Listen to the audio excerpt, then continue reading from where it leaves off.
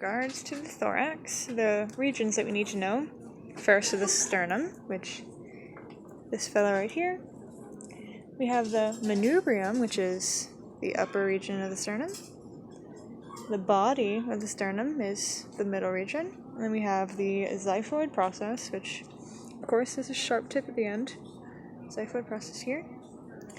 We need to know the false ribs and the true ribs. Now, the true ribs are going to be 1 through 7, and the false ribs will be 8 through 12.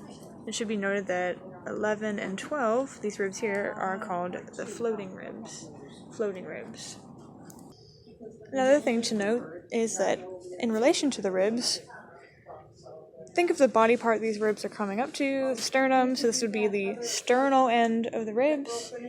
The vertebral end of the ribs connect to, of course, the vertebra. So, vertebral end of the ribs, sternal end of the ribs, and body of the ribs. And when we're thinking of the appendicular skeleton, just think appendicular, appendages, everything that's going to be coming off. The axial skeleton, stuff in the middle.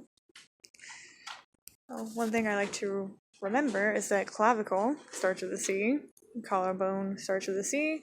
The sternal end, as the name implies, connects to the sternum. The acromial end of the clavicle connects to the acromion of the scapula, which is the shoulder blade.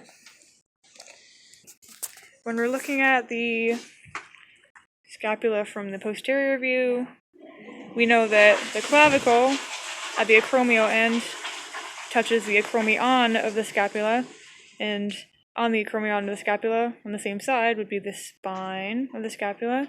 The spine of the scapula, and below that is the body, this flat area. Think of a flat bone. And we also have, what else do I need to know? Oh, the coracoid process, which when I think of it, kind of reminds me of a little finger. So this little fella here, kind of looks like a finger sticking out.